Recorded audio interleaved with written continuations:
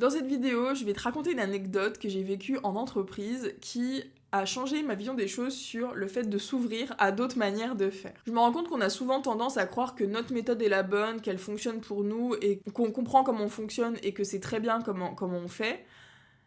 Je suis comme ça, tout le monde est comme ça, hein, on croit toujours que ce qu'on fait c'est bien pour nous. C'est souvent le cas, je prône toujours le fait de suivre son intuition, mais j'ai un exemple qui m'est revenu en tête et que j'aimerais te partager parce que des fois on peut être buté sur des croyances et sur des fonctionnements et en fait en découvrant d'autres manières de faire, on se rend compte qu'il y a plus de bénéfices. Quand j'étais en entreprise, j'étais en stage et moi j'avais une boîte mail où il y avait tous mes mails dedans. Et moi je traitais mes mails un peu comme je pouvais en fait. Mon travail était toujours fait, toujours nickel. J'ai jamais manqué une deadline, j'ai jamais manqué un projet, j'ai toujours réussi à m'organiser et ce que je disais c'est que j'étais dans un bordel organisé. C'est-à-dire que ma boîte mail elle était pleine de mails, j'ouvrais un mail, je le traitais, etc. Si c'était traité je passais à un autre, je revenais dessus, etc. Et un jour, mon maître de stage, qui était très, très brillant et très sympa, est venu et tout, et il regarde ma boîte mail, il me dit « Mais attends, mais c'est quoi tout ça ?» Et il me dit « Mais ça va pas du tout. » Il me dit « Alors là, ça va pas du tout. Je veux que tu n'aies aucun mail dans ta boîte mail.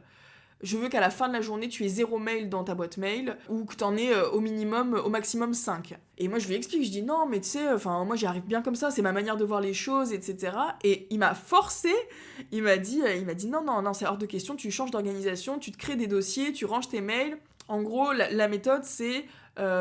tu reçois un mail, tu le traites, une fois que c'est traité, tu le ranges, et je veux pas plus de 5 mails dans ta boîte mail. Et il m'a dit ça, et j'étais vraiment sur le cul, j'étais là, mais non, mais ça marche pas pour moi je marche pas comme ça, je fonctionne pas comme ça, moi j'arrive à voir visuellement, même si j'ai plein de trucs, etc. Bon bref, j'étais là en opposition, j'étais non, ça fonctionnera pas pour moi, parce que moi je fonctionne comme ça, et en plus ce que je fais fonctionne très bien, puisque il n'y avait pas de raison finalement de me dire fais comme ma méthode, parce que voilà, si j'avais eu des manquements sur mes missions, j'aurais dit bon ok, peut-être que ce que je fais ne fonctionne pas, donc on peut tester une autre manière, mais là il y avait vraiment pas de raison. Mais bref, il me dit ça, je rechigne, parce que je suis très rebelle, déteste qu'on m'impose des choses, donc je rechigne, mais je le fais quand même, parce que voilà, je reste quand même un bon soldat, enfin j'étais un bon soldat en entreprise. Et bref, non mais bon, je dis ça, je rigole, mais en réalité, il m'a beaucoup aidé, ça m'a beaucoup aidé de voir les choses autrement. Et en fait, ça m'a apporté beaucoup de bénéfices parce que je n'avais pas vu ça, mais en fait, j'ai appris, donc ça a été compliqué à mettre en place parce que ça c'est pas du jour au lendemain, hein, quand t'as une méthode en tête, que t'es habitué à ta méthode, à ta manière de voir les choses, de s'ouvrir à autre chose qui est plus difficile pour toi, c'est à mettre en place. Mais au final, je ne pourrais pas aujourd'hui revenir à l'ancienne méthode que j'avais, parce que c'est vrai que maintenant, tout est clair dans ma tête. Quand je recevais des mails dans mes expériences suivantes en entreprise, j'avais mes dossiers et hop, je traitais un mail, etc. Je le rangeais et en fait, ça m'a vraiment apporté de la clarté mentale. Mon travail était toujours aussi bien fait, mais par contre, j'ai gagné en clarté et en clarté mentale et en bien-être. J'étais plus surchargée, j'avais vraiment... Je pouvais mettre mon focus sur d'autres choses et du coup, ça m'a vachement aidé. Donc, j'ai remercié finalement ce maître de stage qui m'a imposé ça. Et du coup, ma conclusion, donc c'est une petite anecdote rigolote, hein, elle mange pas de pain cette anecdote, mais du coup, c'était pour dire que on a quand même pas forcément conscience, enfin ça c'est un truc que je répéterai souvent, mais je ne sais pas ce que je ne sais pas.